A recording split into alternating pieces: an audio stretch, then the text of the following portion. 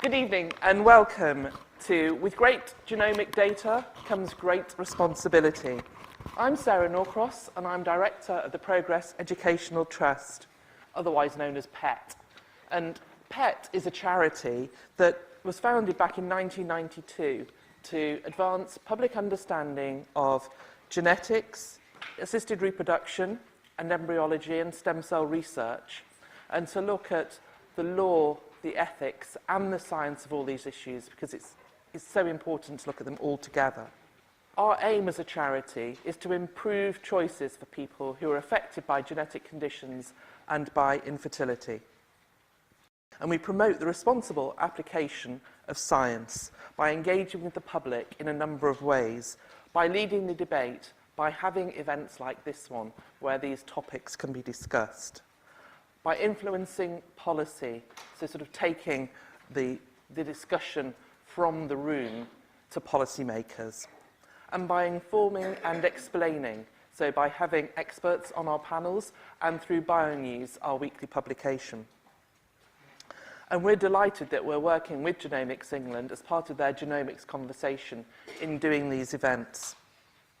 You're stepping away from genomic data just for a moment. You know, we're living in an era when we've probably never had so much data gathered about us as we go about our daily business. You know, whether it's by companies, from our shopping habits, from we booking our train fares online, our season tickets, all this sort of information. And we've all, probably everyone in this room, has been bombarded over the last few months with emails about GDPR. But how many of us, and I will hold my hand up, read all those lovely new privacy policies that people paid lawyers probably, or if they didn't plagiarise them, to draft for them? I think it'd be really interesting, you know, going forward in time, to see if our ambivalence that we've had to sort of GDPR and that sort of data is assumed for our genomic data. Who knows how it will play out in time. So the title for this event, With Great Genomic Data Comes Great Responsibility, is a phrase that we've adapted from Spider-Man. And I was tempted to ask tonight's chair to enter the venue dressed as Spider-Man, swinging from the ceiling. But I know, you can tell from her reaction, she'd have said yes. And then I'd have a whole health and safety nightmare to deal with the venue. So Timandra Harkness is a science communicator extraordinaire. She's the author of the book Big Data, Does Size Matter? And she's a broadcaster and producer and the presenter of Radio 4 series Future Proofing. And I found out, because by chance, she's also becoming very accomplished in life drawing and painting, and I've seen her paintings exhibited. So yes. Anyway, over to you, Timandra. Thank you, Sarah.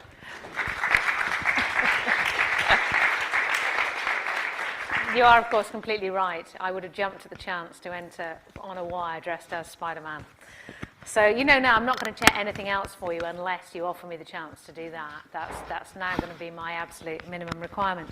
Well, good evening. It's a great pleasure to be here. I have done events with the Progress Educational Trust before, and they're always terrific, both in terms of the quality of the speakers, but also the discussion that involves the audience afterwards. So I'm looking forward to that, and I hope you are as well. The way this evening will work is we have 4 speakers who are going to give very short introductions.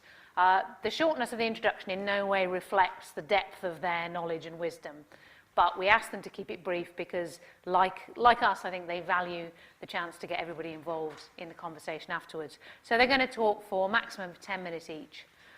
Then I'm going to abuse my chair's privilege for a few minutes and to get a little bit of conversation going between them and me, but then we will come out to you. So what I'm going to do is introduce our 4 speakers, and then they will each give their 10-minute introduction, and then we will all sit at the table and have a conversation with all of you.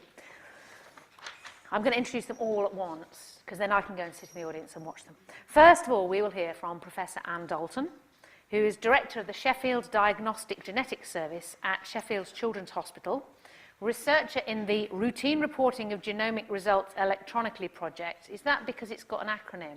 That? No. Okay, it's just the Routine Reporting of Genomic Results Electronically project. If anyone can come up with an acronym by the end, it'll be gratefully received by me anyway. But there's a project at the Connected Health Cities initiative, which is something I've been hearing a lot about lately, so I look forward to finding out a lot more.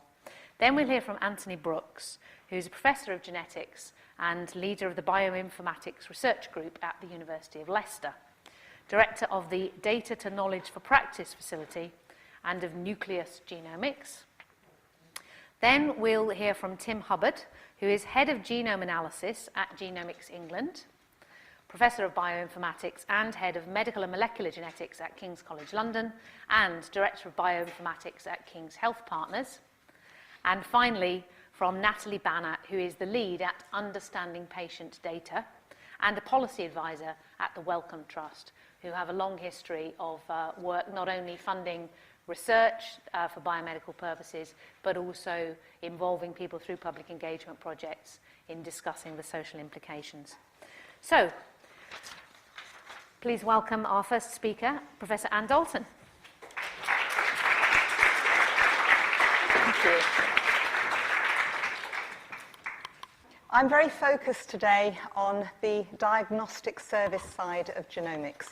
So I'm going to speak for hopefully just 10 minutes on actually what that means today and possibly what it might mean in the future. So for those of you who are familiar with genetics and genomics, this is a pedigree, and I am thinking about the here and now. And you can access genetics and genomics in many ways, and many ways of thinking about it. And I'm going in on the somatic testing that's associated with cancer. So I'm just starting at that point. So we have here on this pedigree, we have this woman that was diagnosed at 48 years with lung cancer. And it is possible that we can do some genomic testing on her lung cancer, on the tissue, to actually identify what treatment might be the best for her. And at this point in time, the the options of testing can range from having to test for, let's say, 3 base pairs of the 3 billion base pairs that make up our genome, and we can target our testing on that, where we will know very much what the answer means. We can widen that target a bit more and actually test a number of genes, but again, on a very small piece of DNA. We can actually expand the testing even broader, and we can test all of the genes in that person, which constitutes about 1% of the DNA, or we can test all of the tumor, all of the DNA, all 3 billion base pairs. So we have a number of choices. Those choices have consequences in terms of the information that we produce for that individual. If we target the testing, we know what the result means. If we broaden the target and test a lot more, we may introduce other results where we are not testing in relation to the cancer, but testing, for example, for another disorder where we identify that this patient, 2/6, has actually got an inherited predisposition to develop motor neurone disease. And actually, when we pursue her pedigree information, we find that actually she has a number of relatives who are affected. So we have the concept here that we start at one place in genomic testing, and depending on how much we do, we actually can generate information that initially we want and understand, and then perhaps we don't necessarily want at that time, or may be useful at that time, or maybe information that we don't really understand or know how to interpret at this point in time. The other thing that we have to think about here when we do genomic testing, and these days we do genomic testing at many points in life, is we can test for pre-implantation cells, so we can test embryos before they form in vitro. We can test babies in utero, so we can do prenatal diagnosis at various stages of that pregnancy. We can test newborns, we can test children, we can test adults, and we can test older people. And the important thing to remember about this is the difference between somatic and germline testing. When you're testing that lady's cancer, you are testing the tumour, but you are also giving information about her germline and therefore information about her family. So it is very difficult to separate out the types of information that you're giving her and focus on just simply the cancer unless you restrict the testing. Now that in itself, being able to test at all different points in life, has some interesting challenges in DNA. One of the things that I think answers the question about is genomic information unique in the context of healthcare data is it has tremendous longevity. If you test the DNA of someone in utero, that information can be relevant to them 80 years hence when they're an old person.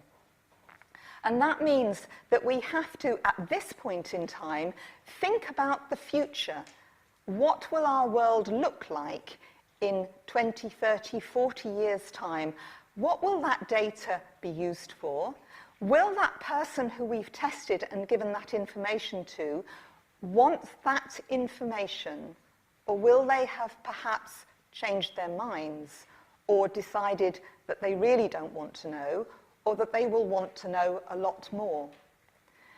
The other aspect of genomic data, which I think is very important to note, is that it has a familial content.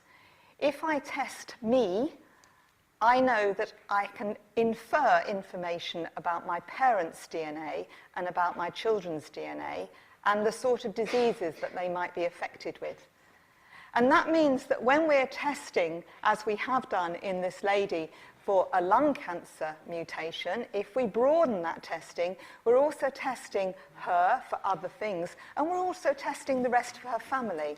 And so we don't own our own data, it's a kind of shared ownership.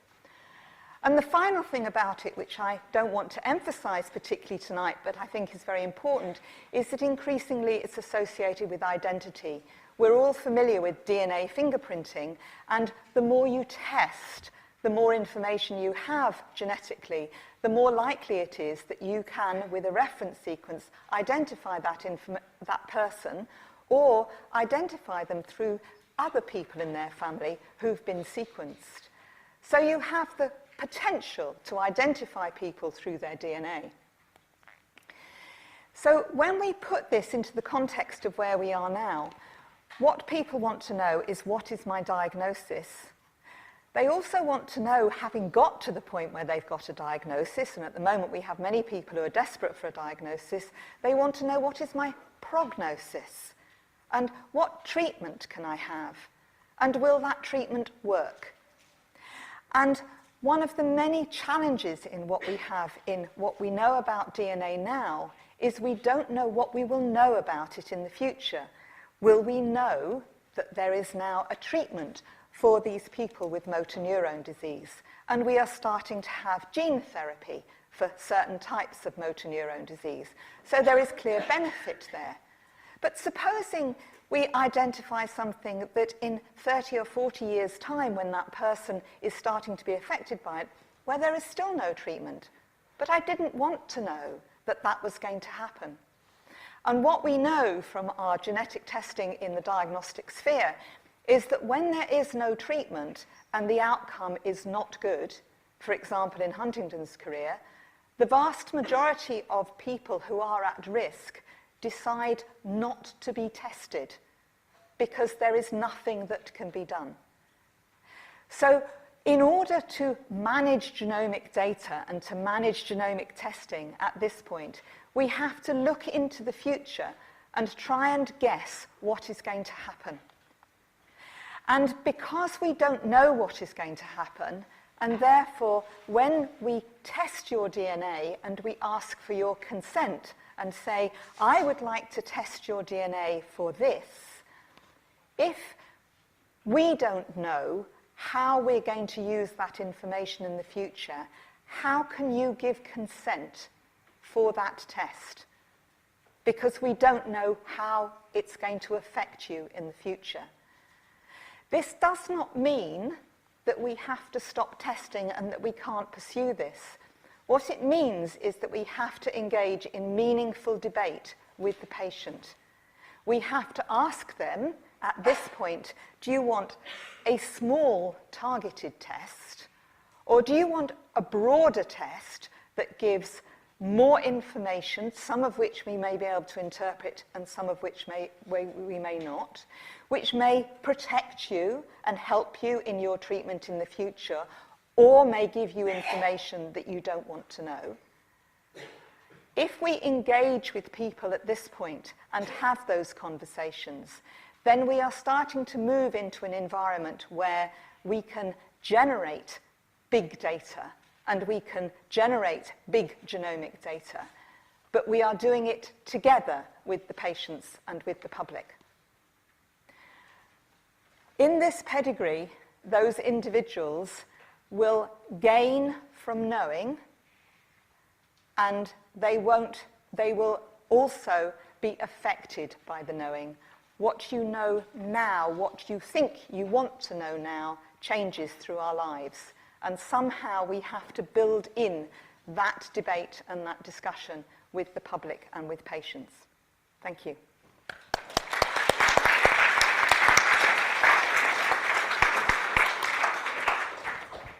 Thank you very much, Anne, for that terrific introduction. And there's certainly been cases in the news very recently where people have been identified from their relatives' genetic data that's been held for different reasons. So that's, I think, a very salient point. Professor Anthony Brookes.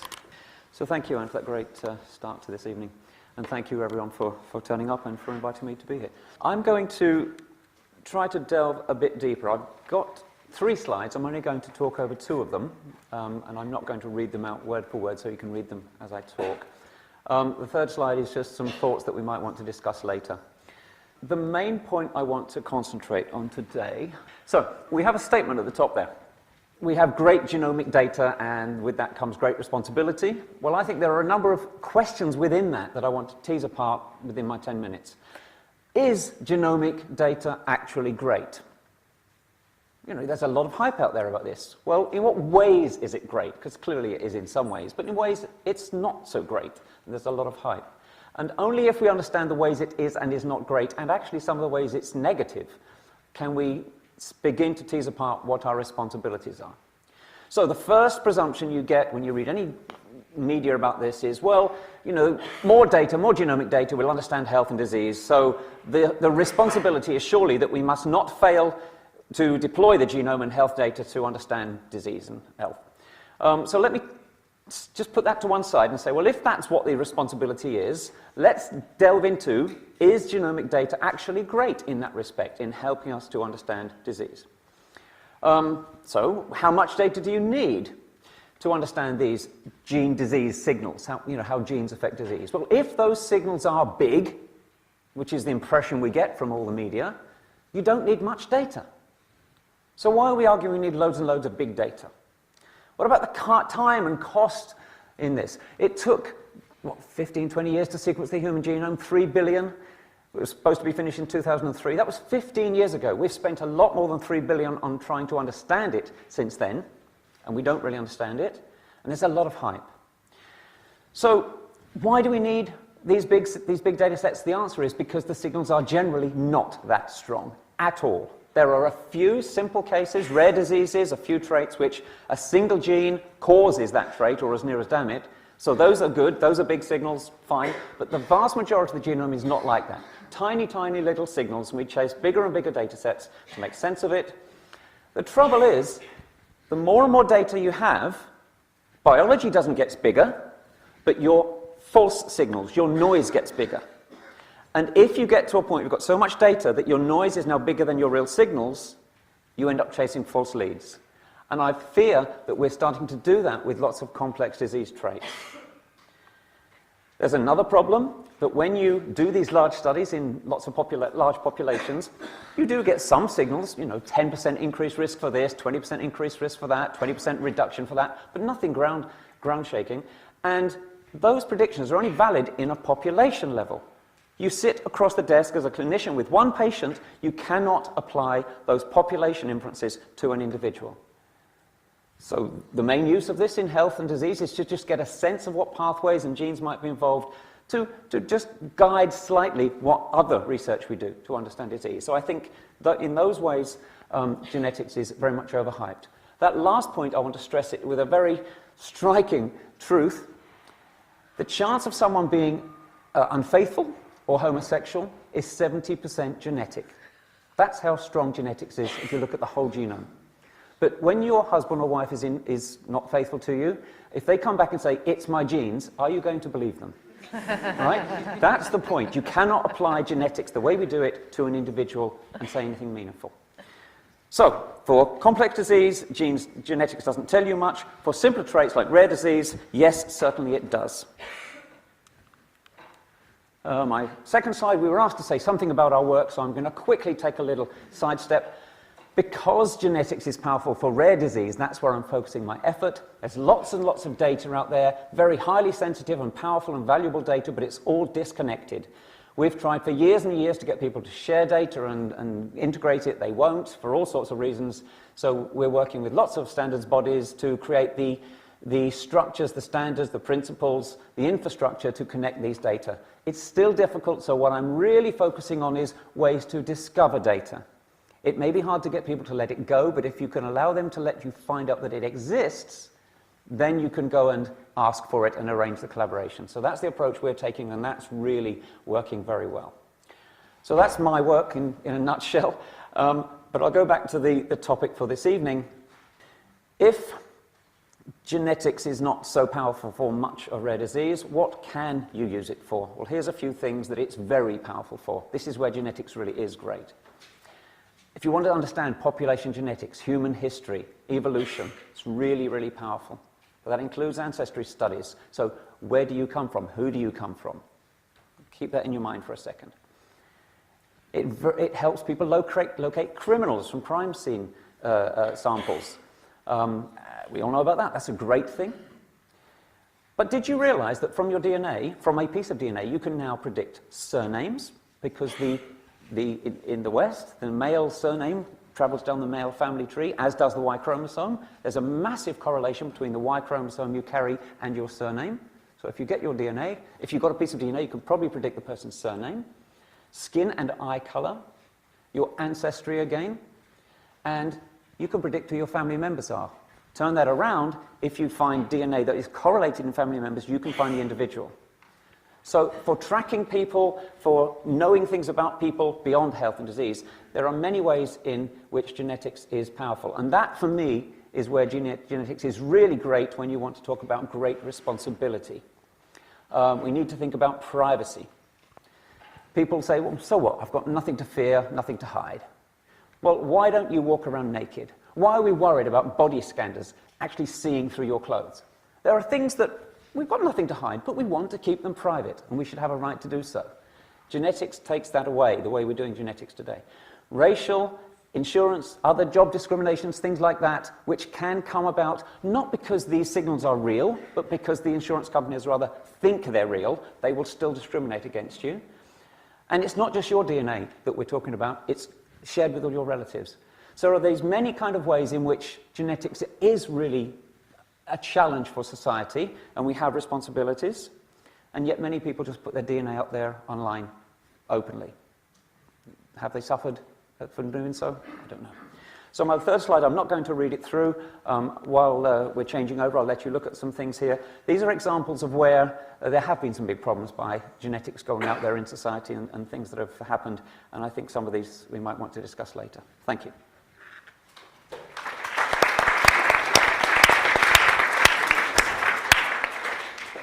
Well, it's terrific. We're picking up the themes that were begun, I think, with Anne's presentation. I love that when people say, if you have nothing to hide, you have nothing to fear. I always say, if you have nothing to hide, you haven't really lived. Everyone has something they want to keep secret from somebody, and if they don't, they should have. So that's excellent, and lots of questions there, which I hope we'll come back to. Yeah, you've picked up some of the specific cases where somebody's DNA was gathered in one context and used to identify a relative of theirs in another context, which we might think is a good thing. Lots to talk about. So please, next welcome Tim Hubbard.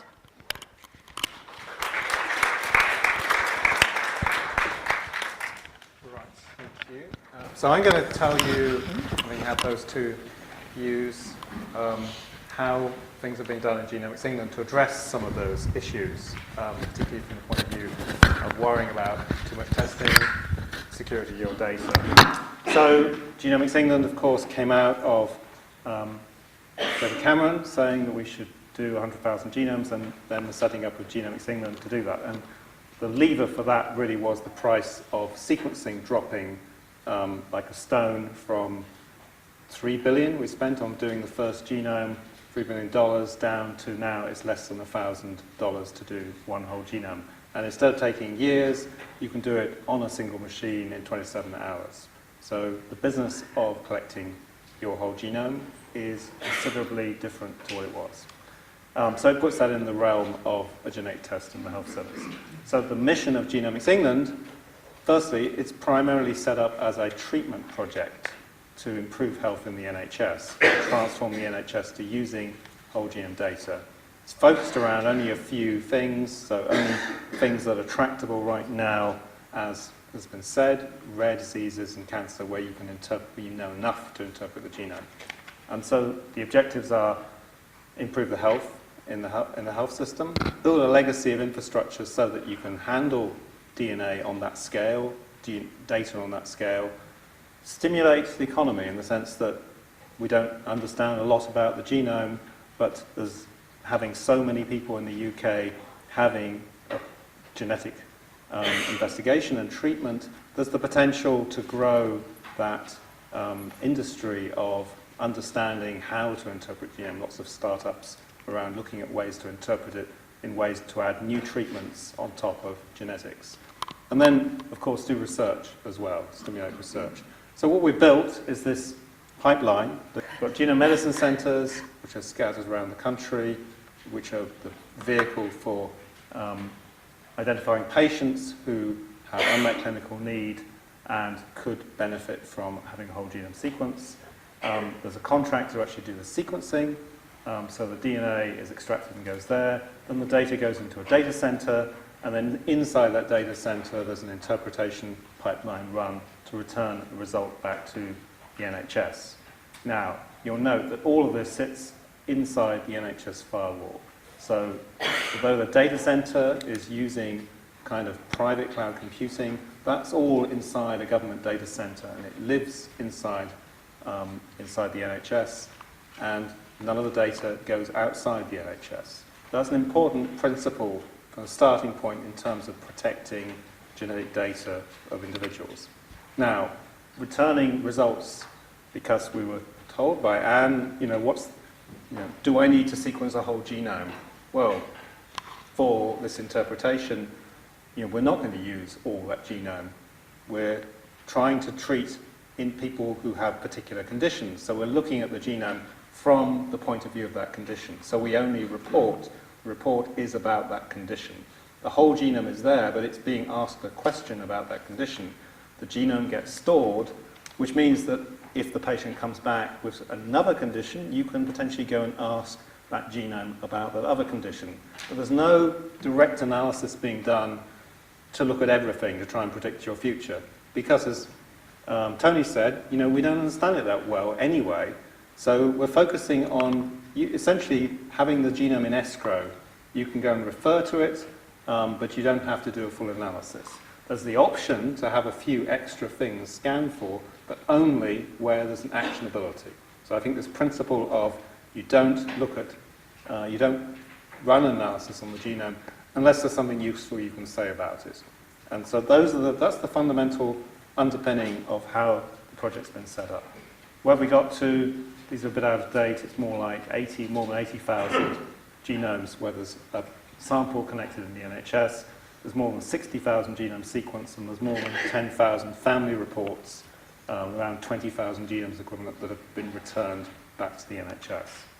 Now, once you've built this structure, of course, you can also do analysis on it, and that's the research side which has been bolted on. So researchers operate either academic researchers in what's called the Clinical Interpretation Partnership, or as companies in what was the Gene Consortium. But the principle is the same for both those groups. They can come and work inside this data center, but they can't take anything away. So the consent, because everybody is consented in this program, does include use of that data collectively, de-identified in that research environment, which also supports doing clinical reports, but it doesn't include any redistribution of that data. So that means you can put a lot of control on who does what inside that environment. You can watch over the analysis that's carried out. You can tell exactly what it's being used for. And you can do the various permissions on top of that. Now, all of that's governed through patient representation and public participant panels. So you've got participants on all these committees. You've got the Ethics Advisory Committee, which has overseen the whole project in terms of the ethics. You've got the board, which has oversight over the research activities. And then you have the Access Review Committee, which is very specifically around looking at individual projects and making sure that what the researchers, commercial or academic, want to do fits with the sort of ethics of the project. So things get individually reviewed at that level. And that's still, even with all of that, of course, none of the data, none of the individual level data goes out of the data center. Researchers can take out summaries, statistical summaries, because that's the output of research, but none of that is individual level information. So this is the sort of generic model you've ended up with. And this is quite, I think, an important model because we're not just talking about genomics here, but of course there's lots of other large-scale data connected with health that's going to be around. There's going to be devices that you carry around, connected back to the health service monitoring you. There's going to be potential to interface with patients and patients to report their outcomes. And all of that data will be useful for your own personal care, but if we analyze that collectively, it's useful to inform how to build the algorithms to interpret that data for individuals. So this model of having a data center which sits inside the health service, inside the firewall, which is de-identified, and it can run analysis apps for researchers, where the analysis happens inside and the data isn't taken out, just summaries, and can also run clinical apps. Of course, if you build an app here which turns out to be useful from the point of view of research, you can switch it to being a clinical app if it becomes good enough to provide a useful clinical result. And what Tony said about the value, of course, you don't actually automatically have to have an individual value. If you put a group of people into a very low-risk category, that can change the way that the health service treats them. You can have a low-risk group who maybe needs less surveillance, and you can have a high-risk group which needs more surveillance. You don't have to automatically have an individual result in order to have a benefit. So that's it. And of course, these are some of the things we think we're going to add in terms of our interpretation of pharmacogenomics. Once you've got a genome, of course, you can go and look at it from the point of view which is the best drug for you. So when you're at a GP surgery in the future and you happen to have a genome stored, we didn't look at it when we collected it for that, but you can have decision support query from your GP system, potentially looking at your genome and deciding which is the best drug for you in that particular case. And there's work going on in the NHS right now to work out which are the best drugs to use for that purpose. So that's it. I'll just acknowledge all the groups across the whole of the NHS. It really is a whole NHS project to make this work. And I'll stop there with lots of links to Genomics England.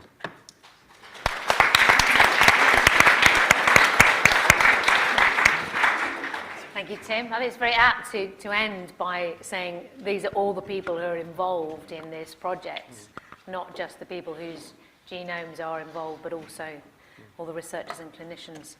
So finally, Natalie Banner. Thanks very much for the invite to come and speak to you today. So, as Sarah pointed out at the beginning, Data is everywhere, right? Anyone who has been absolutely deluged by GDPR emails lately will know it's all over the place. There's so many conversations going on about it, from Facebook and Cambridge Analytica to more specific examples of where data is used. We now have a national patient data opt-out as well, which was launched at the same time as GDPR. You can opt out of your confidential patient information being used for purposes beyond your care, should you so wish. So data's all over the place, and it feels as though there are increasing conversations about the fact that we are data subjects. With GDPR, we now have more enhanced rights and so on. But that doesn't change the fact that, generally speaking, there is relatively low awareness about the fact that data that's collected within the context of the health service could be used for purposes other than care. Generally speaking, quite low awareness about these sorts of uses. So a HealthWatch study conducted in 2016 found that only 17% of people feel informed about current data sharing plans in the NHS. And research by CRUK and Macmillan indicated that for people with cancer whose data is by default collected in the cancer registry, 74% of people have never heard of the cancer registry, knew nothing about it, which is quite astonishing. And some more recent research, I looked into whether people are aware of genetic and genomic research as well. And a HealthWatch study found only 25% awareness of the 100,000 Genomes Project, or the NHS Genomic Medicine Programme. So, generally speaking, people don't necessarily know or understand anything about the way that data is used, even within the NHS, let alone for purposes beyond that. But generally, you find there's reasonably high support for the idea of using patient data for research purposes. A HealthWatch study that was very recently conducted found 73% of people were really supportive of the idea of using data for research purposes. They just didn't necessarily know it was happening, or that it could happen, or how. What you tend to find when you start talking about this and having conversations with people is there's a real risk. You tend to find that people start off not knowing anything about the fact that data could be used for purposes other than care, for research purposes, for example. They start at the bottom of this little curve here. They don't know very much, and they're not very worried. You tell them a little bit, and you say, your data could be used for research projects. And suddenly the concern goes through the roof, and people go, what are you talking about? My data can be used. How? What are you doing with my medical record? Who's got hold of it? And certainly, certain media headlines around this will contribute to these kind of levels of concern. Because you don't know very much, you just know something's going on, and a sort of mysterious, nebulous they might be using your data, and you don't really know how. What you tend to find, though, is that the more you can communicate and provide information to people in a meaningful and accessible way, the more that concern tends to drop. And it's not in all cases, this is a generalization, but that concern tends to drop. Not only that, but people actually become much more supportive. And this quote here from a focus group, I think, sums it up really nicely. Someone who started off knowing nothing about it, then got very, very concerned, but the more information was provided, the more questions they could ask and have those answered, they actually ended up being really supportive and thinking, this is fantastic, this is really helpful, and we should be doing more of this sort of thing. Now, there are some caveats to this, the fact that, particularly with genomics, it blurs the line between providing care and undertaking research, and that in itself generates some challenges, particularly for how you communicate about the way that data can be used. But also there is something of a cognitive disconnect here between the idea of being in principle supportive of abstract research uses of data, yay, everyone supports research, that's great, and going, well, hang on a minute, what do you need my data for? What do you need information from my record for to do your great research? And it's quite hard to get across how you can connect those two things, because talking in an abstract way about research makes it quite challenging. It's a lot easier the more in-depth and more concrete you can get when talking about the way that data could potentially be used. And I'm going to talk about an example that we used in a study that we conducted with Ipsos Mori a couple of years ago, looking at attitudes towards commercial access to health data. We based a case study on the way that data is collected and secured and used by the 100,000 Genomes Project. And we asked people to think about, well, did they see this as valuable, and what they saw the risks were, and so on.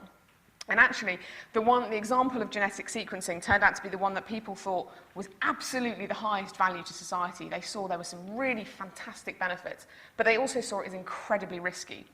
And when we unpacked that a little bit in the focus group discussions, the thing that came through the most strongly was the fact that it's the unknown and the unknowable that makes people feel this kind of use of data is risky. Right? So the fact is, we're not entirely sure how genetic data might be used in future. Data that you collect today could be used for other purposes. You could find out a lot more from it than you think you can, somewhere down the line. And I think Anne pointed out, really, really nicely what the issues were with these kind of unknowable futures.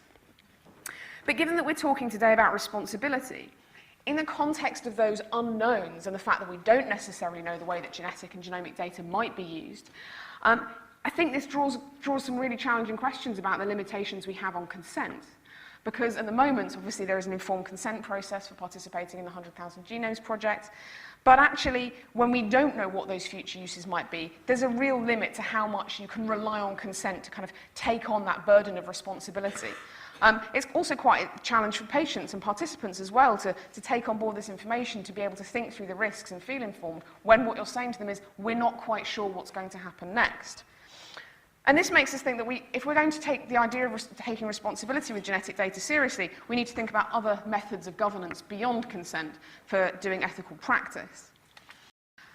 And I think this question about governance is this is something that comes up very strongly when you actually ask what it is that people want to know about the way that data is used.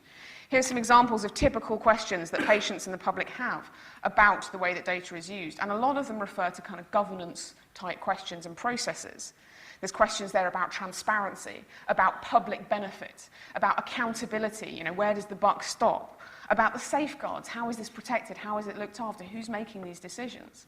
And all of these questions very much sort of point to the fact that if we want to think about responsibility in the way that using genetic data entails great responsibility, these kinds of questions are the sorts of things that as researchers, as policymakers, as people maintaining, collecting, holding, using, managing the data, need to be thinking about very carefully. Now, of course, when you have this number of questions, the challenge is there might be some very distributed responsibility for this, right? It's not that one person or one group or one organization is responsible for all of this. You have quite distributed obligations and responsibilities towards the data at this point. So trying to take it at a broad level, I've been schooled by Nora O'Neill, so I'm going to talk about trustworthiness. You need to create a trustworthy system. Yes, that's absolutely right. Rather than demanding or asking that people trust you, you demonstrate that you've created a system that is worthy of people having confidence in and having trust in. But I think that's a very important aspect, but it's only one side of the coin, because you can have a very trustworthy system that answers all these questions. But you also need the people on the other side of the coin to be able to ask those questions, to be equipped and enabled to know what kinds of questions to ask, to be able to scrutinize. How do we ensure that patients and the public can scrutinize the processes around which we collect and manage and use data, enabling them and equipping them to ask those kinds of questions, to enable them and equip them to say, hang on, why is this not happening? I've given my data for these purposes. Why are you not making better use of it? Just as much as the questions about risk and so on. So I think as we've all become more aware of our roles as data subjects in all areas of life, not just in health, these kinds of questions about our rights over our data and the demands that we can make and the questions that we can ask are going to be incredibly pressing, in addition to talking and thinking about the responsibilities that we all have as part of the system, as public and patients who are within the system, for being able to use genetic and genomic data more productively. Thank you.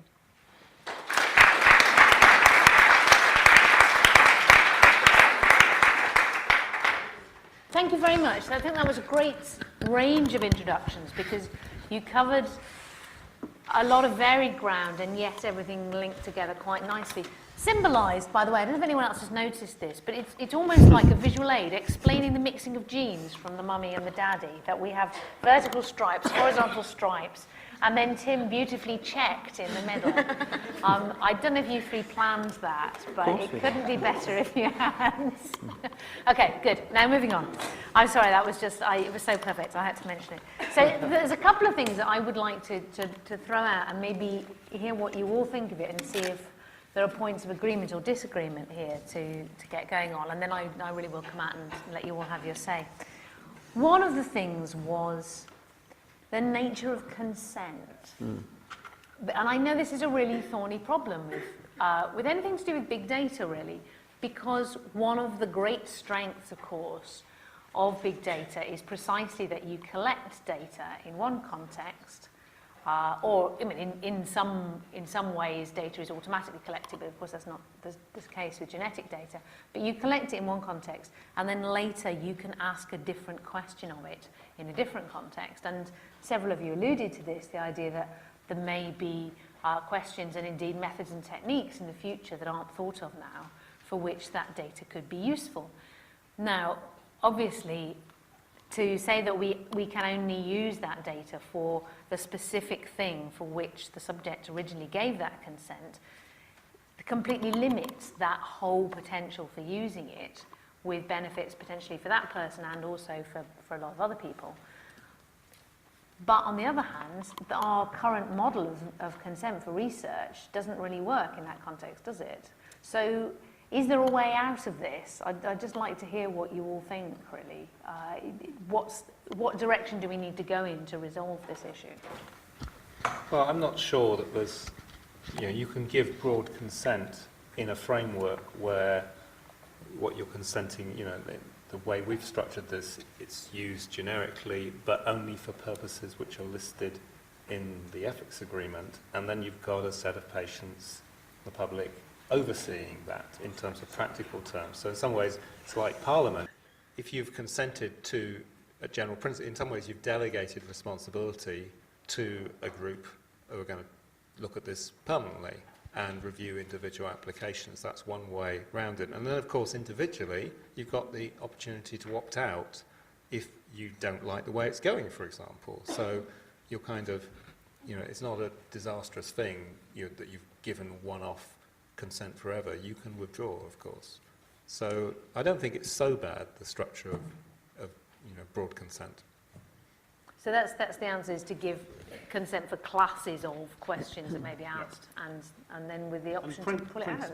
Principles, because we've said we only return results if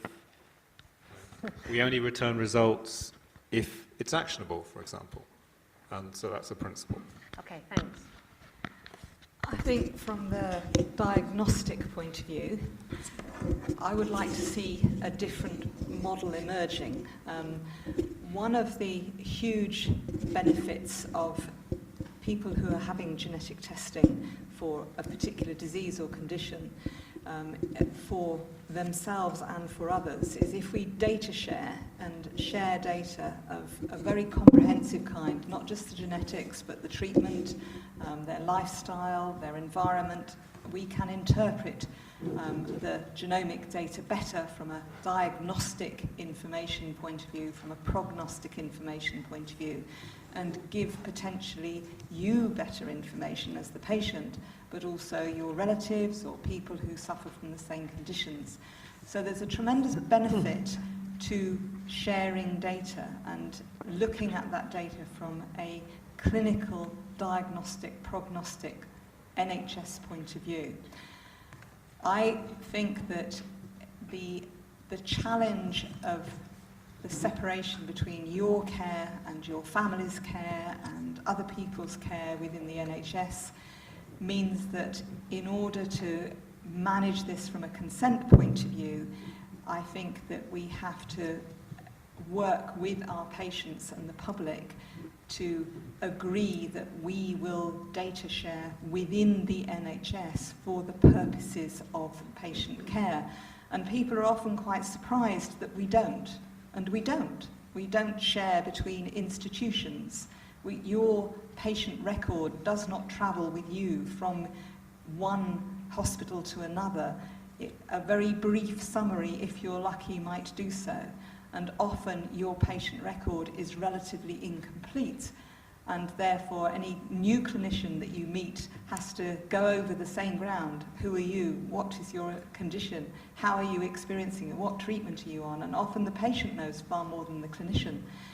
And for the NHS, we need to data share freely and comprehensively within it. When we start talking about research, I think that's a different matter. When we start talking about commercial development and exploitation of those data, I think that's a different matter. For the NHS, I feel that we should be able to data share freely without having a detailed understanding of everything that we're going to do with those data, but on the understanding that we are working in your best interests and those of people like you. Thank you. Natalie, is this something that, well, I was going to say patient groups, but the public in general are concerned about, or is this a relatively technical matter?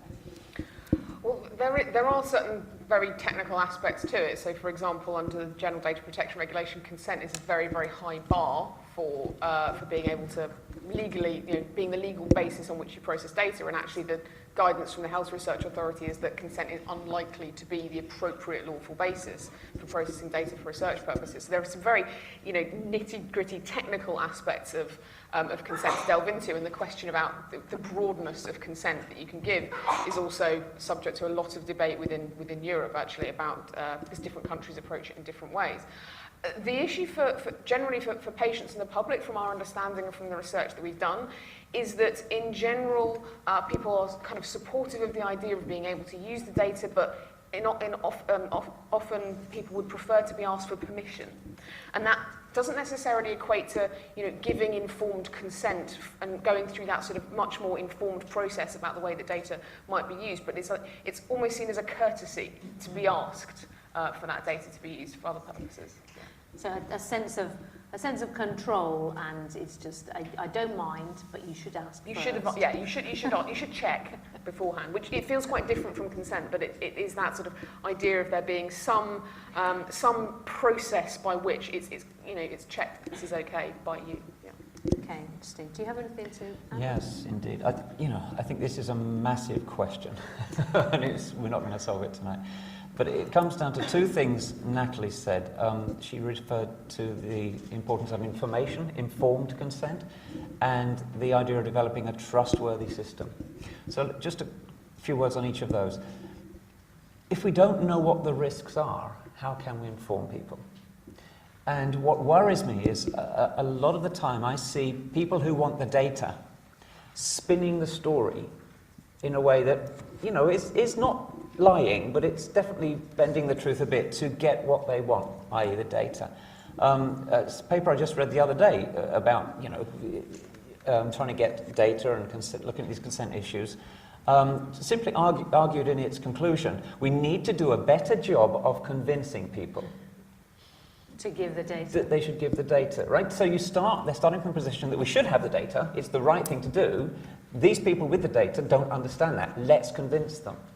Right, I don't think that's the right, but that is really the mindset that's behind a lot of consent information and so on. And I think that is, we can discuss what the possible risks could be. We don't know what they are, but we could imagine them and talk to them about that.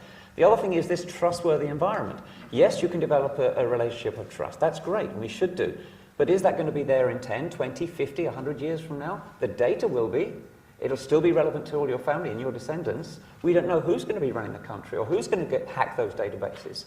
So there are real risks, and I think we should discuss these things more openly. Having said all of that, it's like democracy. It's not perfect, but it's the best thing we've got. So we really have to keep working on consent as the way forward. Sure. Good evening, everyone. I'm Tsveta, King's College London. Thanks very much for this. It was fascinating. So a few of you spoke about the need of public consultation, and of course this is notoriously difficult from a policy perspective. How do we go about, consulting the wider public, given that, as Natalie touched, it's quite difficult to first educate the wider public to ask those right questions, to be interested, and then to connect their views. It's something that we don't understand ourselves that well. How do we go about, presenting it to the wider public and consulting with them? If I may go back to the first slide of the first speaker, you mentioned this lady, 48, diagnosed with lung cancer, and you wanted to test.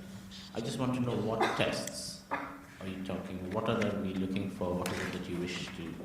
You could look for something like EGFR, for mutations in a particular gene, which would indicate whether you were suitable for certain types of treatment. There are a growing number of specific tests for specific mutations in particular genes that are associated with certain types of cancer. And if we tested for those, then it would guide treatment. You don't have to limit it to just those particular areas. You can test more broadly. And the more broad you test, the more data you will get, and the less specific your interpretation will be. It starts to become, if you like, a fishing exercise in what you may find in addition. I'm David Wood from London Futurists. My question is about one angle of patients becoming more happy to share their personal data.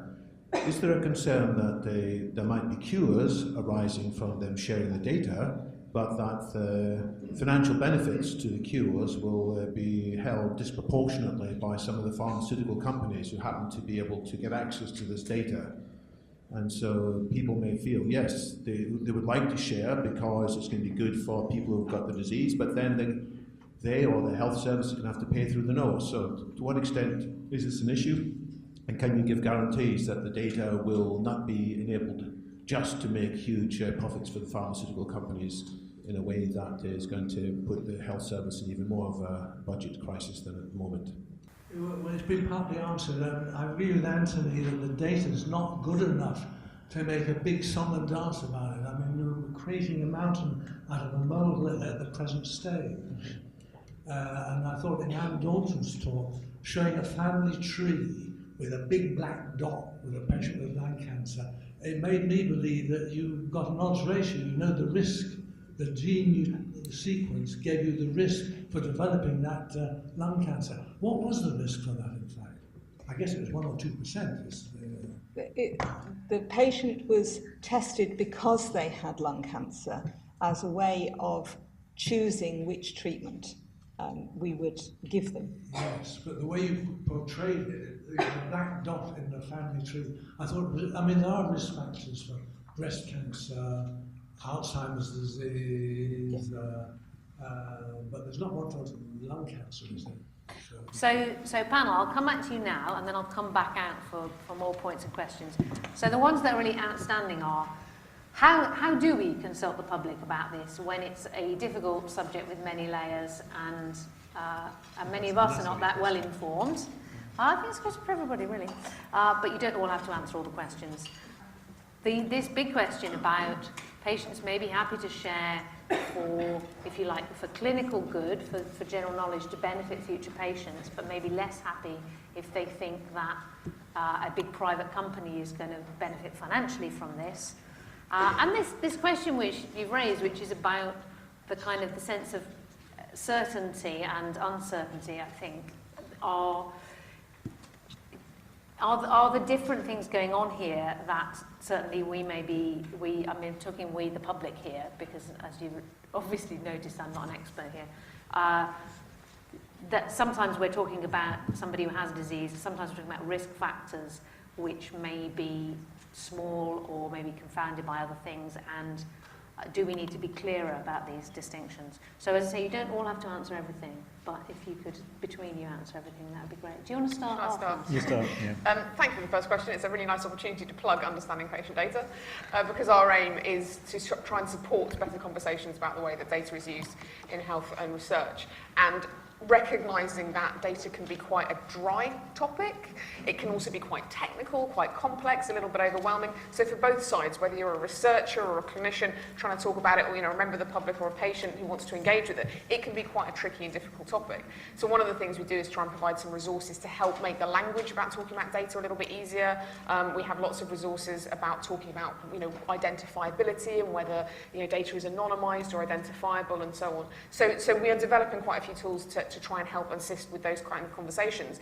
But there is a real risk because, as you saw from the little sort of curve that I showed, if you give people a little bit of information, there is a real risk that they just actually, really, really don't want you to be using the data for those purposes. But I think the flip side of that is if you don't have these conversations, somebody else is going to have them, right? And that's, I think, where a lot of the media narratives come into play. So if you can kind of try and take charge of the narrative a bit and help explain in a way that is accurate as far as you can, truthful, open, transparent, honest, I think that makes a huge difference. So, for example, there is no point saying we can 100% guarantee that this data is going to be kept confidential and it will be safe and secure. You can say there is a risk here, and we do take these steps to mitigate those risks, and we think there's real benefits, and then you can kind of weigh up the cost and benefit, but you're not patronising people by claiming that everything is 100% fine. You're enabling a slightly more sophisticated conversation about the nuances that are involved. And we take risks every day. We take risks when we get on the bus, we take risks when we drive. We take risks when we're using online banking, and we're kind of getting more used to the fact that using data entails this kind of weighing up.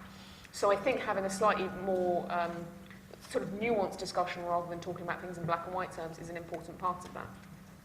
I can go on to address the value question if that's helpful. Well, perhaps if I could see what other people have to say on the consulting question, then come back to you on that. Sure. So on the consulting, I mean, Genomics England has done a lot of, including this event here, consultation, different forums,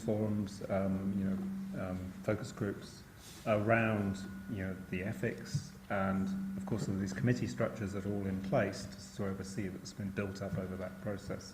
So, but reaching everybody, of course we have this network of genome medicine centres for NHS England. They are networks of hospitals in their own right. They run events. There's been quite a lot of engagement. There's of course Health Education England, which is involved as well, mainly in fact educating the clinicians rather than the public. So there is kind of quite a network effect around telling people about the whole genome medicine service concept and finding out what people's opinions are around data sharing in the structure. I do want to make one point about data sharing. This was mentioned about linking up your individual record, which of course everybody complains about. They go to another doctor and they ask them all kinds of things.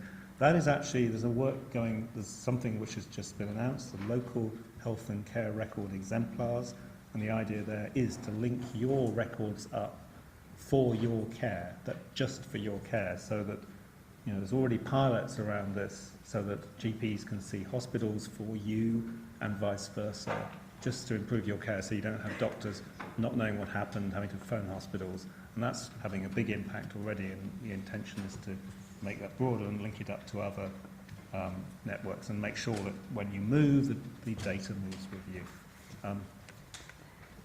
If I could respond on the issue of how we engage with the patients and the public, in my experience in the NHS, there is a certain reticence about having patient representatives throughout the NHS. They tend to be focused in particular areas, and the debate about what 100,000 Genomes Project is, whether it's research or transformational service or whatever, it was very definitely a project that had patient representation. My view is that we would like to see, I would certainly like to see more patient representation in the NHS as it functions, which is why within Sheffield we've had patient representatives who attend our laboratory meetings on a quarterly basis, who have, over the period of the 4 years that they've been doing this, learnt about the service in a way that is, it's very difficult to do from a kind of external education process. This is actually teaching them how it functions at the front line and how it really works. And having advocates for the NHS who are really have a full understanding, or a much better understanding of the NHS, a much better understanding of what data means to us all, is possibly for me the most powerful way of empowering the patients and the public to understand, because it gives you a far better idea of what's really going on. Anthony, do you have anything to add on that question? You. And I'm really glad to go last, because then you get time to hear what they've said and get your thoughts together. So I think all of those questions kind of tell a little story together. My experience of talking to patients and the public about this, we do databasing in a health situation as well, is most of the public think these data are already collected from health situations and used for research, for health-based research, and they're very happy with that. when you tell them it's not the case, they think, why aren't you using my data? All these, medicine's one big experiment, right? Going on all the time. We should be looking at those data, surely. Everyone understands that logic for health data, for health applications. And then there's the question, then you start saying, let me just think about care.data. Do you remember about that? Came up and the fiasco around that. Why did that go so wrong? If everyone thinks we should be using our medical data for research, health research. Sorry, does everyone remember, is everyone aware of care.data and what it was? Maybe could you give us a so briefly, the government decided they were going to be very proactive and go and collect lots of data from GP clinics and hospital settings and organise it into one big system and use it for research and be very explicit about it. The trouble is, it wasn't handled or explained very well. It was a bit of a bull in a china shop thing. And the reason people got upset, I believe, was two reasons. They said, well, look, okay, we don't mind you using our data for health research purposes, but once it's in this big database, are you going to sell it to insurance companies? And actually the answer is yes. Are you going to let drug companies make money out of it? The answer was yes. And are we going to come back and ask you for a permission to do all of that on each occasion? No. This is why people got upset. They suddenly realized there's a lot more to this than just the medical research. So I think if you say for medical research, people are happy. It's what goes beyond that gets people concerned. And as I said in my introduction, I don't think there's much. In most cases, I don't think the DNA tells you much about biology anyway, and people shouldn't be worried about it being used for medical research. But I do think there are things beyond health data applications health and medical applications where the real concern, the real need to be responsible comes into play. And I don't know if you want to go into that now or field some more questions on that. If it segues nicely, then Karen, then I'll let Tim come in. I'll let Tim jump in then. Come back. Okay.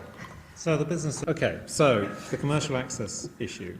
It is, I guess one of the fears, particularly in terms of, discussions with the public, there's a difference between my data has been collected and then it's been given to some companies and then who knows where it's gone, who knows what anybody's doing with it, versus, well, it's under our control and people can come in and do selected applications. And you said health research. I mean, that's the principle of the Genomics England structure.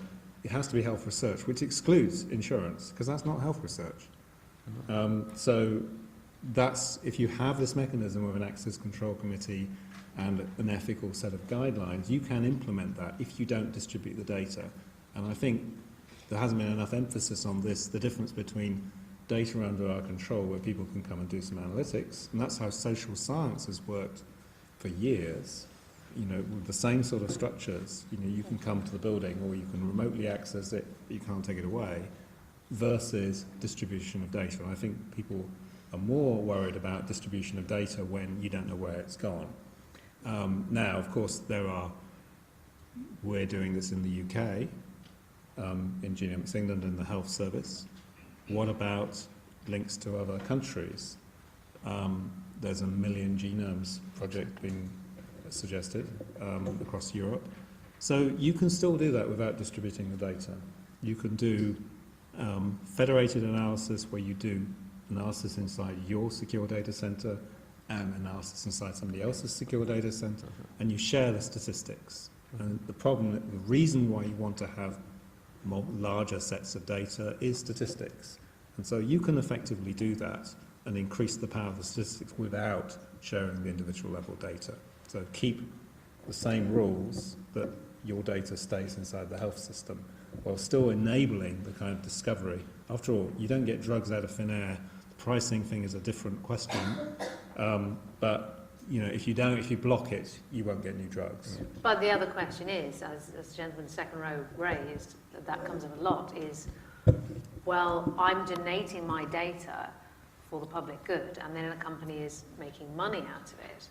Now, you can have the health service charging for it and the money going back into the NHS. This is the thing. Or you can have access arrangements where there's some whether some benefits other that comes back to the NHS. This is the thing that I think is less widely talked about and maybe should be more explicit, because we in fact made a future-proofing radio programme on the future of health, and I spoke to the then head of NHS Digital, and he was absolutely explicit that the NHS has a big money hole and is also sitting on an amount of patient data which is a commercial asset, because companies doing research would love to be able to have that big a data set of people's health records to do their research. So he was very explicit to me that the ability to have this data and sell access to it or findings from it to commercial health research companies is a potential way for the NHS to meet some of its funding needs. But I have to say, I've never heard anybody else be that explicit about this being a potential money benefit for the NHS. I think that's a mistake of how it's discussed. I think you should think of it, it's a more complicated thing than that, because I put up on the slide about the economy.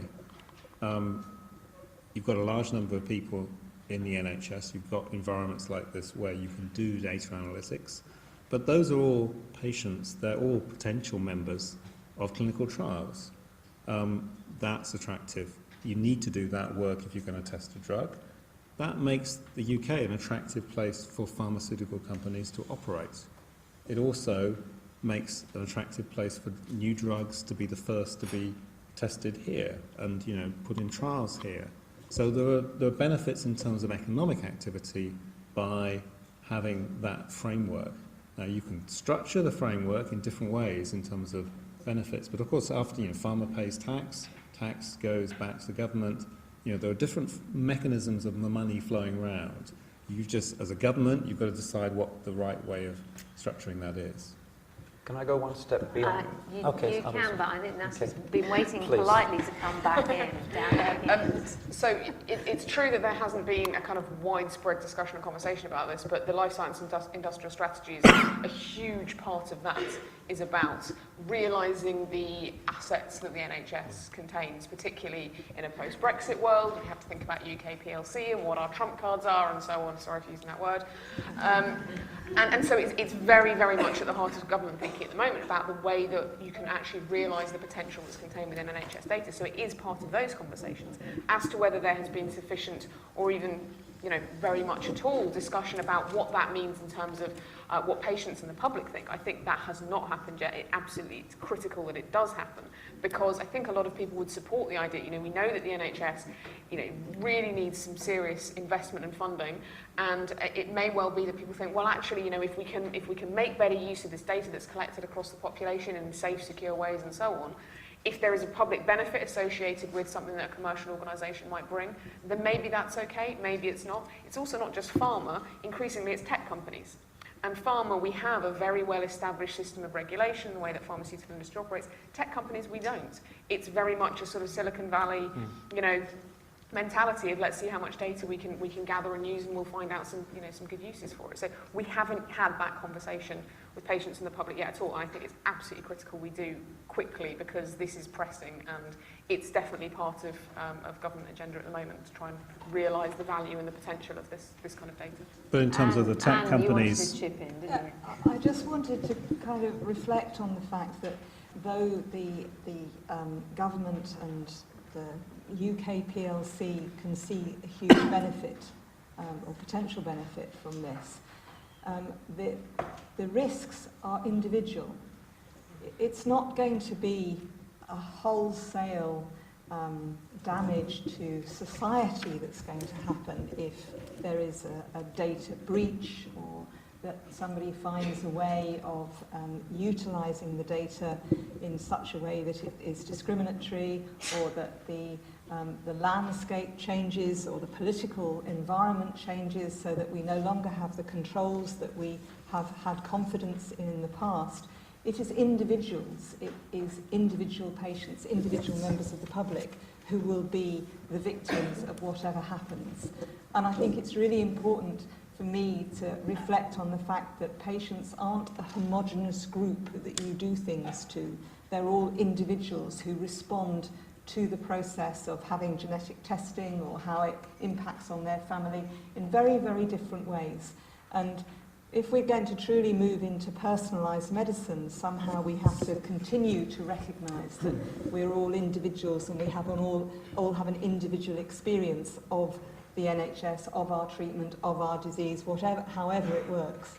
And I think that's, though I recognise fully the enormous potential of this for benefit, the detriment is at an individual level, and I feel that there is a responsibility for those individuals. But if the data isn't released, then everything inside these data centres are de-identified. So even people running apps inside there can't see who anybody is. I don't want this to become, much as I would happily sit here while five of us talk, I'm aware we want to come out and to hear what you have to say. Leo Capella, I'm a disability activist. And in the book, I was interested in your final slide about the examples of genomic data and the rules around it. Is there any real has there been any attempt outside of government to push for legislation around this kind of data?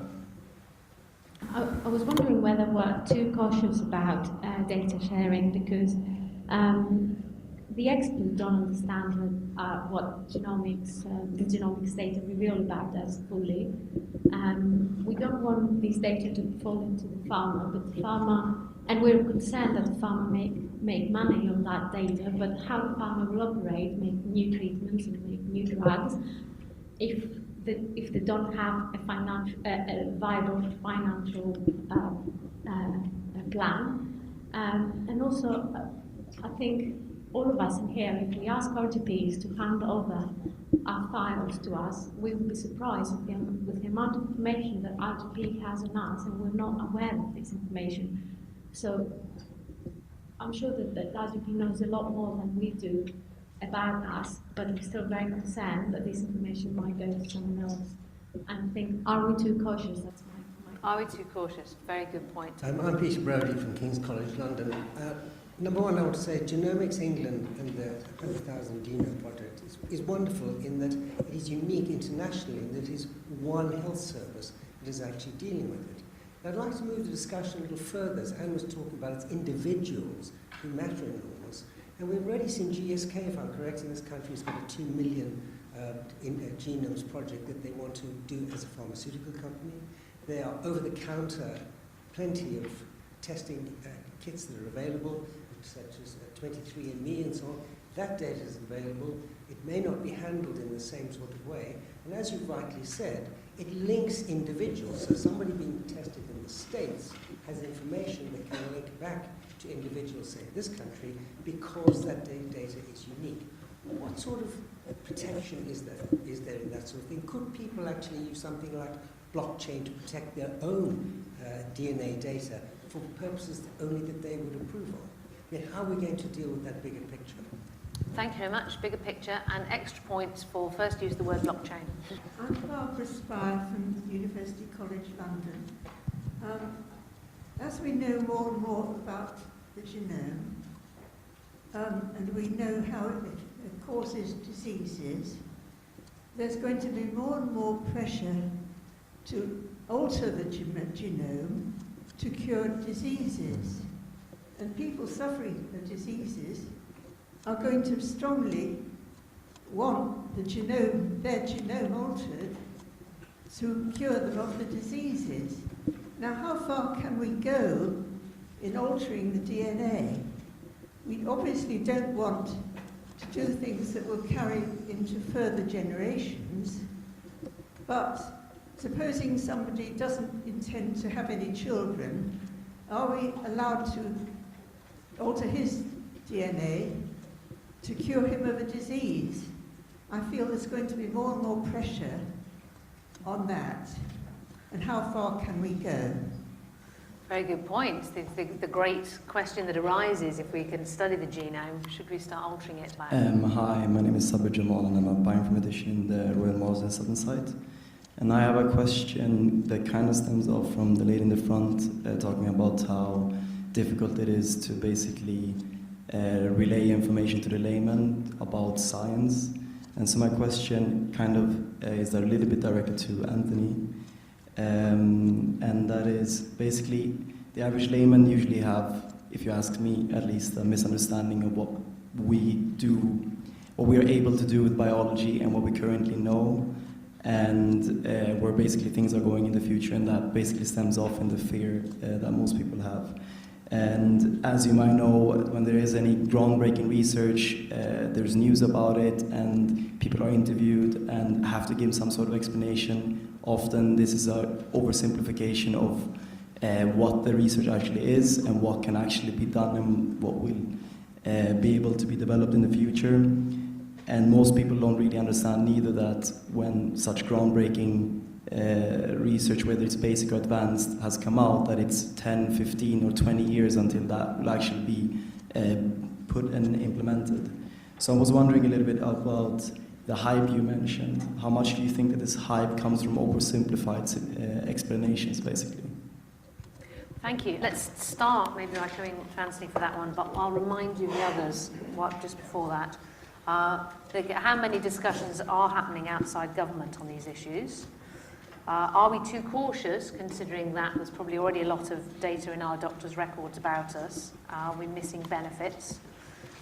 What about the other initiatives that are going on, GSK, 23andMe? Is there some kind of international oversight that can protect us, and if not, should there be? What about the pressure to use gene therapy, since we are getting the knowledge? And finally, how much is this down to the pressure to oversimplify scientific messages to the public, which results in hype?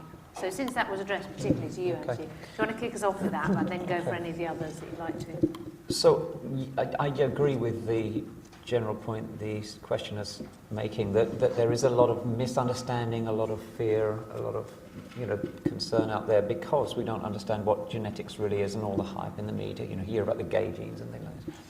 But I would say that it depends which patients and which members of the public you're talking to. If you're talking to someone, you stop them on the street who's walking along healthily, they're probably not worrying about disease. They're going to be worried about all the possible negatives and be very concerned.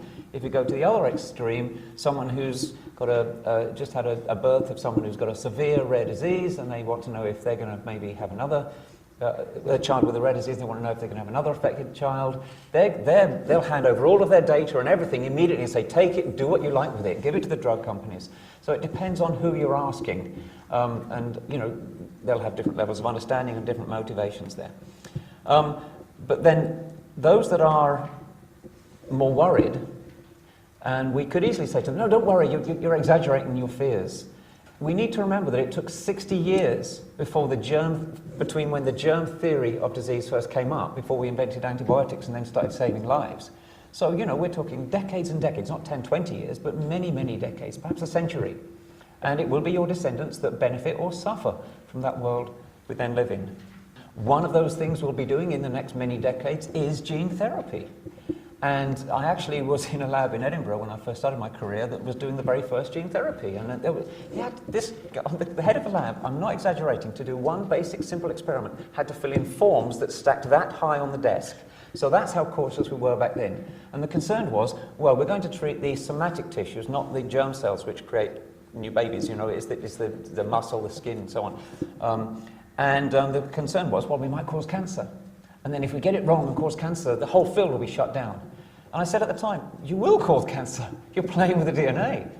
But it won't shut the field down, and that's exactly what's happened. Many people have had gene therapy, they have developed cancer. Well, not many people. Many people have had gene therapy, a few of them have developed cancer, but clearly the research will go on and should go on. It's one of the risks of the technology. Just circling back finally to the real risks. I keep trying to bring the discussions away from health to all the other risks in society. And someone mentioned 23andMe. So there is a website, I'm just going to remind myself of the name of it, MyHeritage, I think. No, gedmatch.com. So this is a website. You can go and get your 23andMe genetic scan or go to Ancestry.com or wherever, and you can upload it to this site called gedmatch.com. And the idea is then you can find relatives you didn't know you had and, just offer it out there for people to use. Well, that's a nice, good idea, I guess. But then the police force in America, they were looking for a criminal. They'd got some blood DNA samples, but they didn't have any other clues. So they uploaded that, pretending that was a DNA sample from 23andMe or some such company. And then it found some connections, some similarities in that group, in that data set, and it was actually like the second or third cousin of the criminal. And that's how they eventually caught that criminal. That was only a few months ago that happened. So then of course, a lot of people said, it wasn't intended for that, you shouldn't be abusing these data like that. People didn't put their data in there for that purpose. And that's a big debate now. I'm not going to give a simple answer to that, but what's happened is the police have now uploaded hundreds of other data sets the same way to try to reproduce that, and it's about 20% of the cases it's finding second and third cousin matches. So is that a good thing or a bad thing? I can certainly see ways in which, that's our current police force, our current establishment doing that. Who knows what political leaders are going to come about in the future and what other things they can do. So I do think these are really important concerns and we shouldn't underestimate them.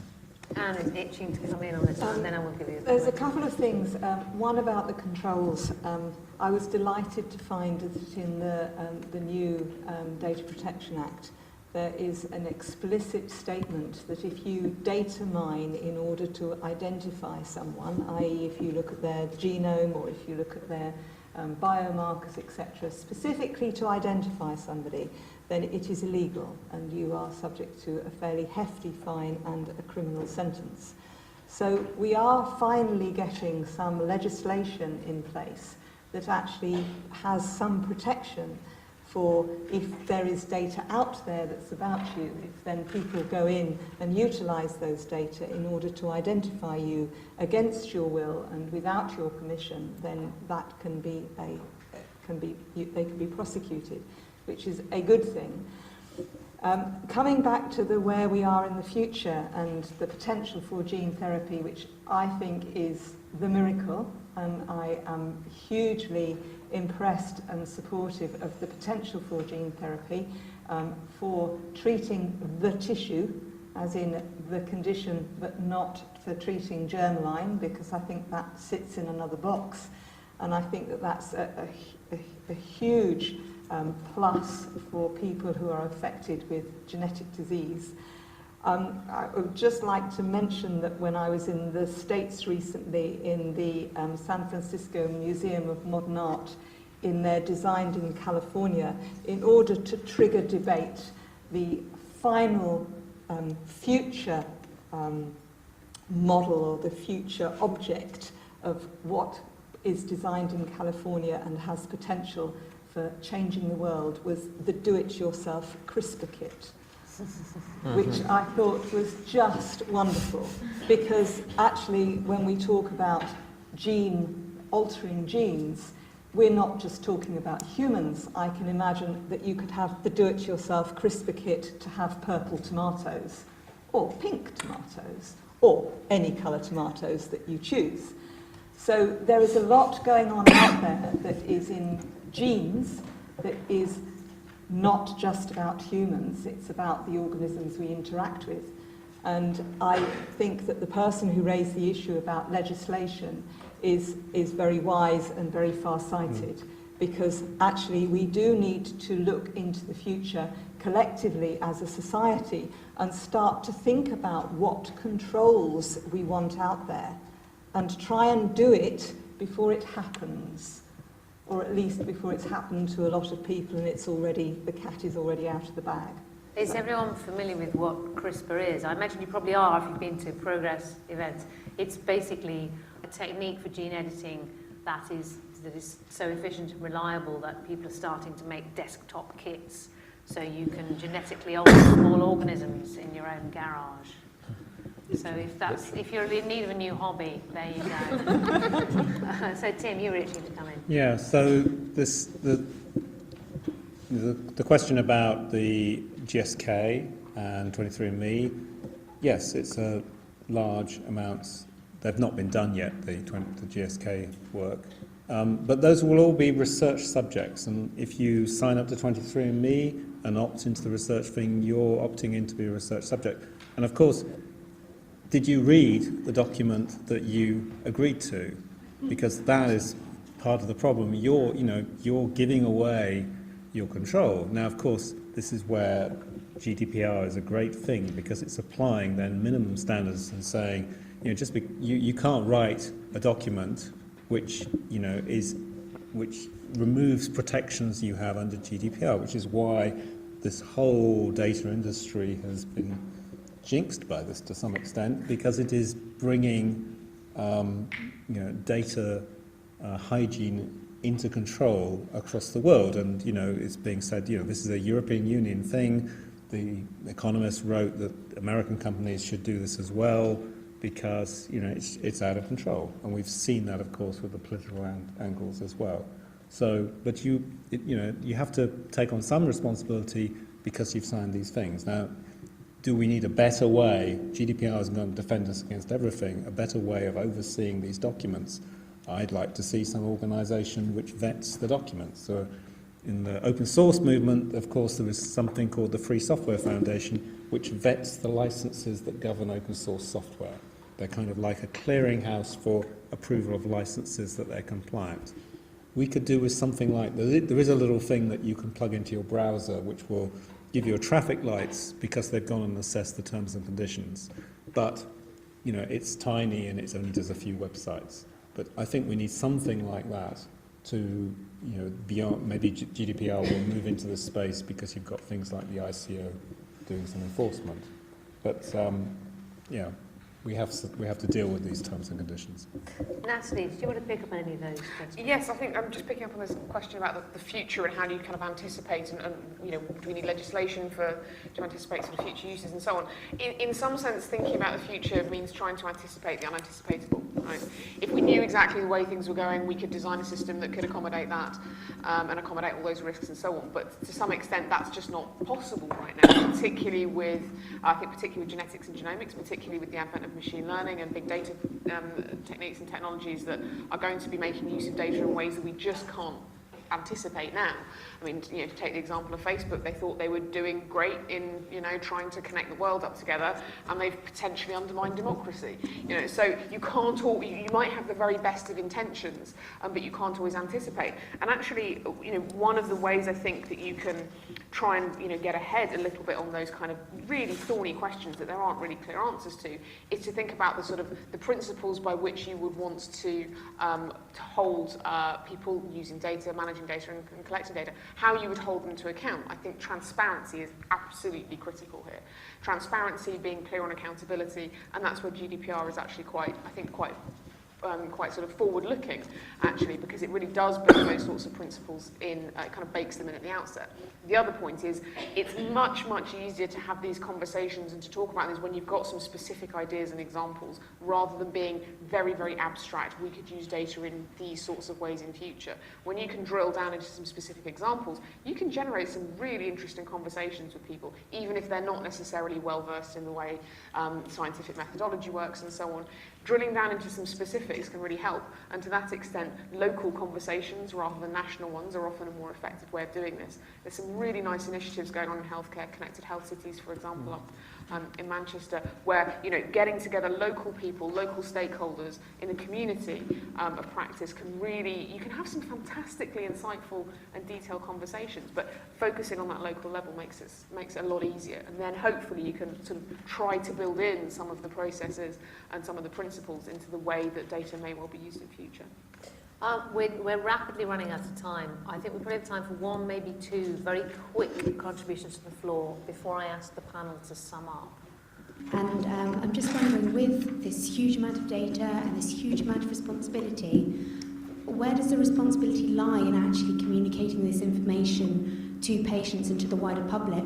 Are we relying on bioinformaticians, clinical scientists, genetic counsellors? Are we relying on a workforce that simply isn't there in number and doesn't have the capacity to deal with stratified, personalised medicine at this moment in time?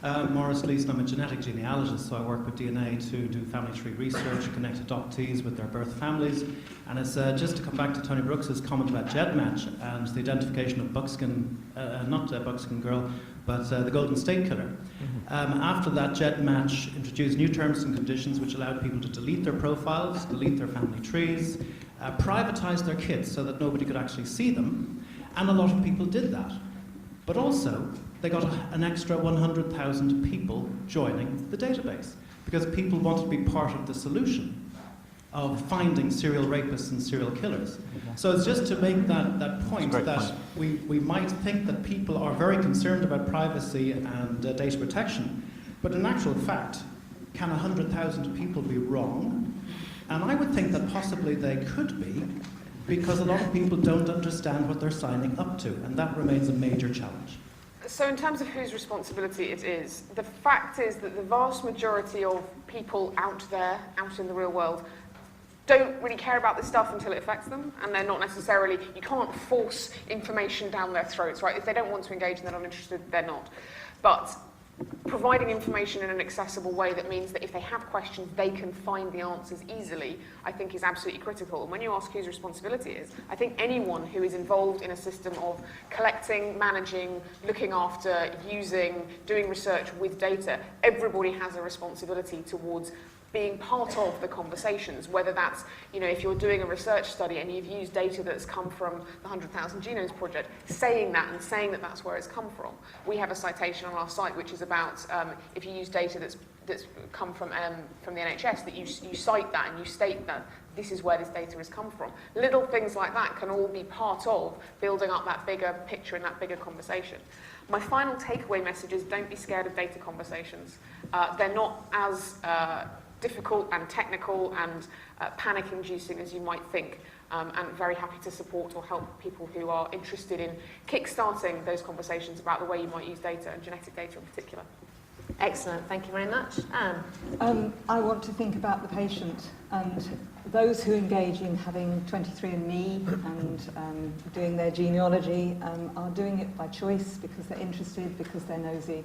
I want to think about the patients who are desperate to get a diagnosis, who are desperate to get a treatment or a gene therapy for their disease. I don't want those patients to end up bargaining with their data. I want them to be able to access that testing and choose not to contribute their data, whether it's to the greater good or not. That's their personal choice. I want them to be able to access what they need without having to pay for it with their data. And I think that's something that's very fundamental and important to the NHS. Thank you very much. Tim? So I think the example I gave of Genomics England shows you can construct a system where you have privacy by design, essentially with a middle path where you can still provide patient benefit, you can still do analytics, but you can do it in a way with patient oversight that you don't have the real risks of distribution of data and patients being worried about the risks to them. Nothing is perfect, but I think this is a reasonable middle ground for that. And in terms of, there's been quite a lot of scaremongering, I think, on this panel around, what's the individual risk? Well, there's benefits from having this data sharing framework in terms of improvements to your personal treatments and to, of course, future new drugs as well. The risks to you as an individual, well, if I really wanted to sequence your genome, I just have to steal your coffee cup and sequence you. And if I want to find other things about you, I'm probably better off hacking Facebook. And neither of those two things will deliver improved patient care to you, whereas having shared data securely managed inside the health service will improve your patient care. So it's about the patient, but sharing data inside the health system has benefits for those patients as well. I don't know if you've quite succeeded in making yourself less sinister by suggesting that you're going to steal people's coffee cups and hack their Facebook pages. Well, I'm saying, But I think we take your general point. Thank you very much. It would be illegal. And of course, it would be illegal to hack the system and use it as well. So it would be illegal. So he's definitely not going to do that. That was an example of what he's definitely not going to do. I hope we're all clear about that. So, Anthony. Right, whose responsibility is? Clearly it's everybody's responsibility, and what I will say, every time there's been a scandal in this field, my inbox fills up because scientists react, they organise, they lobby, and there was an incident in 2015 where Q8 wanted to mandate taking DNA even from people who are visiting the country, even going through the airport terminal, you would have to give samples. Scientists lobbied against that and helped with others to reverse that law. So certainly scientists, it's partly their responsibility as well. But ultimately, it's each to his or her own decision. You know, no one can give you all the answers because there are no complete set of answers. It's up to each person to decide themselves, to look into things and decide make their own decisions about whether they want to put data in GEDmatch or other places or not. But we have to be realistic. This is only one form of data. There's lots of other risky data. There's financial data, facial images, your phone and email list. These are all in digital form in databases somewhere. And to say, oh, but there's laws about accessing them, or there's a consent form or terms and conditions, it doesn't matter. Think about patent law. How many patents get abused in China, right? It doesn't matter that there's laws and rules and regulations and documents. The data are data. They can and will, on occasions, be abused. So, but people know that, and they make their own choice. Just finally, on a personal level, I choose not to be part of this. I had my DNA sequenced as part of an EU project, and the point of that was to make it personal for us. It's fine to pontificate about what others should do or shouldn't do, but then when they say, I'll sequence your genome and give it to you, then see what you're going to do. And I said, okay, sequence me. And they sent me the disk. And I looked at it, I put it in the drawer, kept taking it out, looking at it. Cut a long story short, it's still in the drawer. I don't believe many of the signals we have from the genome. I will find things in there which will get me worried. Probably they're not real anyway. Not because the sequencing wrong, but because our interpretation of those sequences is not mature yet. And secondly, I don't want to put it on any public website or anything because I don't know what's going to happen eventually. I'm not worried about, in that case, risks to me, because I don't think the risks are on an individual level generally. I think they're risks to society. I think we should be cautious about putting facial images, email addresses, Facebook entries out there so willingly. We should be a bit more cautious. That's my own view. If others want to throw their data onto GEDmatch, good luck to them. And, you know, there will be upsides and downsides from both positions. Thank you. And thank you for broadening the thinking out to other kinds of data slightly. Just before we wind up, do a quick show of hands. Who here, either they themselves at school or they have children at school who use fingerprints to pay for their lunches and so forth? Quite a few people. Okay, well that's hello school pupils. That's biometric data. That's on the school's database, and it's biometric data that will not change for the rest of that person's life. So you might like to ask the school what's going to happen to that biometric data when you leave school. And on that cheery note, please welcome back Sarah Norcross.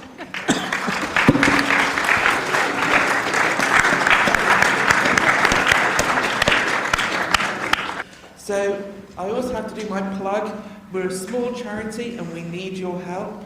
So if you can support us in some way, please think about becoming a friend of PET. I've changed my image on my slide in honour of the World Cup.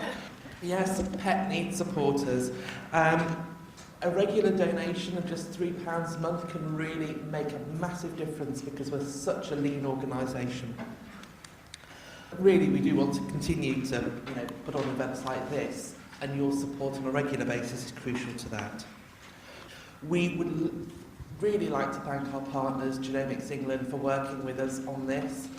It's part of a series of events that we're going to be doing for them. The next one is in Manchester on the 5th of September. Then we're going to Scotland, to Edinburgh in October, and then to Cardiff in November. So we're getting out, and hopefully we're having some local conversations and involving different people in these conversations. It's not just a London discussion. I'd like to also thank all the wonderful volunteers who've helped us out tonight. Thank you so much. And finally, to thank the speakers. Anne, Tony, Tim and Natalie did a fantastic job. And of course to Spider-Man on the end here, Timandra. Thank you so much for keeping so beautifully.